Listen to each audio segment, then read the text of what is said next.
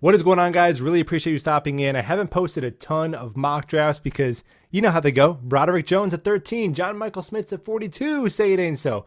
No surprises there, right? Repetitive. But in this one, I'm going to do something a little bit different. I'm going to put on my GM cap, and I'm going to really prioritize immediate impact football players in this short window we're creating ourselves when we do finally bring in Aaron Rodgers. And I'm also going to assume the Aaron Rodgers trade hasn't taken place yet because that gives us more draft picks to work with, and that's just more fun. So let's get started at pick 13, and we're going to make one trade, and it's going to be in the first round. I'm eyeing a spot to move down and recoup some extra draft capital, ideally an extra second or third round pick. If I can, a place I'm looking is the LA Chargers. Team that could be aggressive, wanting to come up for maybe the number one receiver on the board, maybe the second corner is still there. They haven't given Justin Herbert the bag yet. They have a coach on the hot seat. They're going to come up to get their guy at 13, and the Jets are going to slide back to 21 and pick up the Chargers' second round pick this year, pick 54. The Jets kick in their sixth rounder this year to make the points even, but now the Jets own 3 second round picks. They have to make their first round pick though. That's at 21, and the Jets are going to go Calijah Kancey, defensive tackle from Pitt.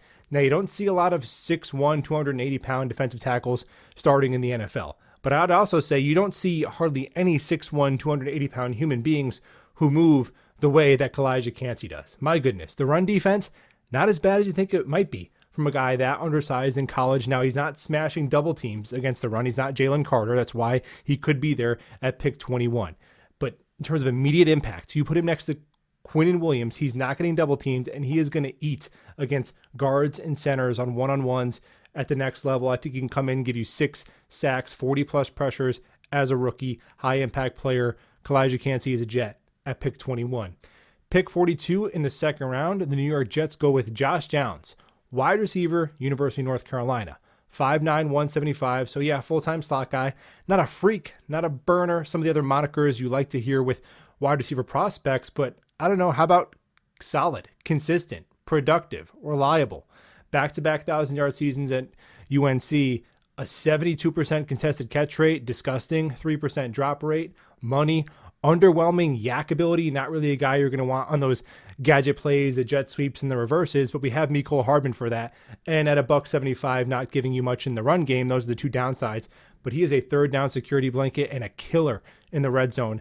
19 touchdowns over the last 2 years combined. Now, probably moving on from Corey Davis here, and you might be thinking, whoa, this is a win now mock. Why are we replacing Corey Davis, veteran, with Josh Downs, rookie? Well, really, it's about resource allocation, and I'm going to mock a couple of veteran signings and to sneak those in here really quick as well. We're going to take the $11-12 million that we'd save by moving on from Corey Davis, and we're going to sign Ben Jones and bring back Quan Alexander. I think you could argue that you could probably bring in both of those guys combined for the money that you were paying Corey Davis. So would I rather have Corey Davis or Josh Downs, Ben Jones, and Quan Alexander? I'll take the latter. We have a starting center, our depth linebacker, and that's going to give us some more flexibility as we move to the second round and beyond in this draft. Speaking of, next pick is up. That's 43. Jartavius Martin, safety, Illinois, 5'11", 195. I don't know what the heck they're doing in the DB room at the University of Illinois, but it's working.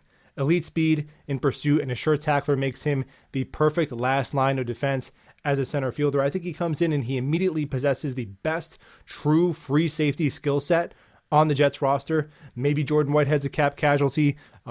Maybe you start Martin and Whitehead as your safeties, and Chuck Clark is doing some sort of hybrid and a 3 safety. I don't know. It gives you flexibility, and the kid can be a starting free safety. I think in his first year in the league, Jartavius Martin, he's the pick at 43.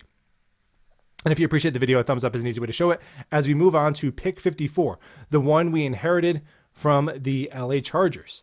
Now, we didn't take the first round offensive tackle, right? We're going on the all-in gamble of Dwayne Brown, Mekhi Becton, and Max Mitchell remaining relatively available over the course of this season, but we still need to hedge against that a little bit. That's why we're going to go with Cody Mauch, offensive lineman, North Dakota State, 6'5", 305 pounds. I don't think Mauch is a starter at any position on the offensive line in the NFL. That's why I wouldn't take him in the top 50.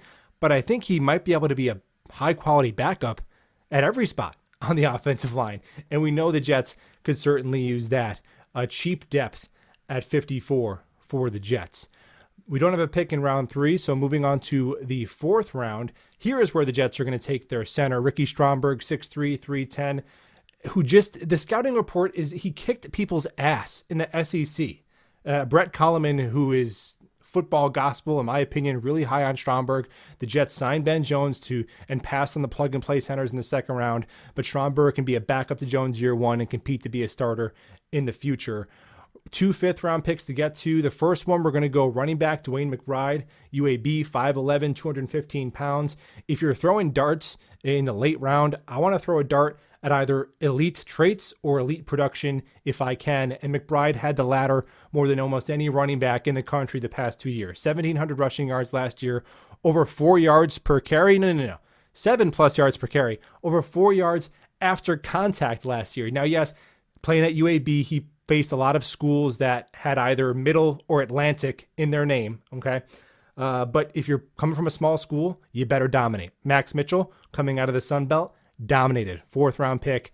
DeWayne McBride's a 5th-round pick for the New York Jets. Another body in the running back room as Breece Hall gets healthy. Final pick for the Jets, because we traded the 6th-rounder. This is also in the 5th round. We're going to go Moro Ojomo, defensive lineman, Texas, 6'3", 290. Perfect depth piece to Robert Saleh's defensive line. Some may call him a tweener. I call that versatility, can play inside, outside. I remember Vinny Curry played 25% of the snaps on this defense, so I think Ojomo comes in, is a cheap 10th defensive lineman, immediate depth, and there it is. If you want to talk about more moves the Jets may make, particularly with some veterans on the roster, you can check that out down below. See you there in that one. Subscribe if you're new. We'll talk ball soon.